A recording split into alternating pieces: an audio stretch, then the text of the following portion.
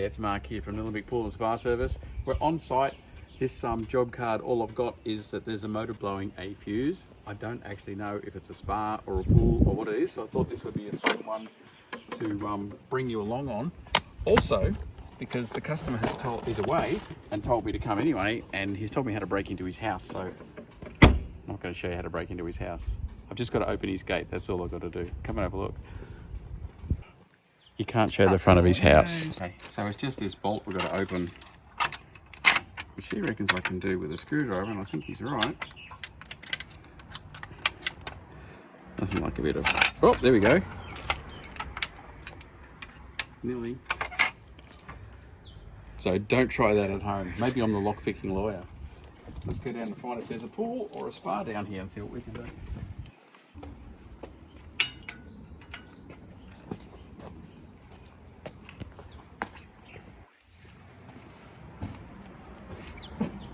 Pool and a spa down here. That's fun. You have to do some investigation to find out what's broken.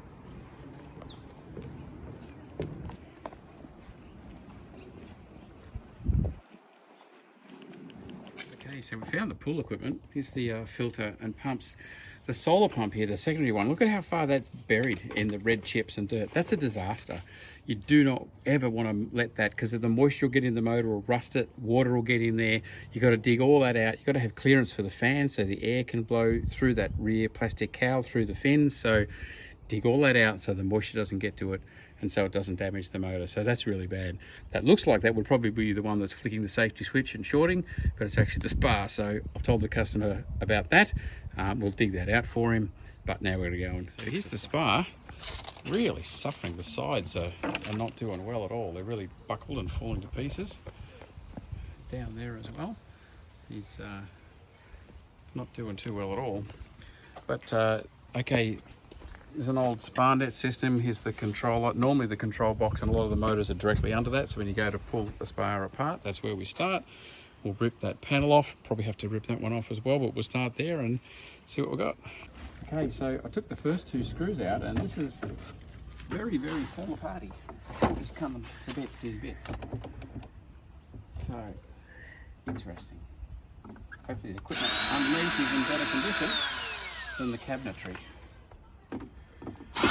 Okay, so this was switching off the power. As soon as it was turned on, it would switch off.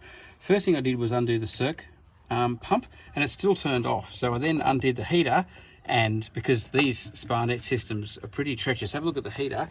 It has had a water leak through the top. Go right in and zoom right up on that. You'll see it's just all rusty, all absolutely toast. So that whole heater has to be replaced. But with this model here, if you have a look, I'll put a link to another video up here about a blue, there's an SV2 Mini we replace these with now because there's no parts available for these. There was for a time those heaters, we might still be able to get them. They've got a different sensor to the new heater. Anyway, it's very hard to get parts for these guys now, so you've got to consider replacing it. But anyway, with the circ pump and the heater both out, it turns on, stays on, but as soon as you turn either the circ or the heater, as soon as you plug either of them in, it switches off. So both those have got water damage. And this whole thing, I showed you the cabinet at the start, this is just like it's just constantly wet and there's just corrosion everywhere, so it's not in a good order at all. But for this Mark's Reviews tutorials, that's I'll be talking to the customer. Most likely we'll be looking at replacing the entire controller and the circ pump, which gets him a new heater and a new touchpad, because his touchpad's all L Cactus as well. So that'll refresh everything and get it really, really nice. But yeah, so we've got two things that are instantly blowing, so there's a whole lot of replacement needed here. Interesting story, this one, because I contacted the customer. He said, nah, look, I'm looking at selling the place, so that's too much. I'm not going to bother to fix it all up. I'll just leave it there, tell him what's going on. And then 6 months later, I got another phone call that says, hey, I've got a house in this suburb. Can't tell you because I've shown you how to break into the place. And I've got a spa that doesn't work. Come and give me a quote. So I looked at the address and I'm like, oh, okay, I know what's going on here. So I went and told him the story. Gave him a quote and he said, yep, let's do it. So we put in a new circ pump, a new controller. He did the cabinetry work himself. And we also found that one of the boost pumps was Cactus as well. So put a whole new lot of gear in it and it's running great. That was probably 3 years ago now. And all of that new system with the new SpaNet Mini, absolute ripper. So everyone's happy and the spa lives on.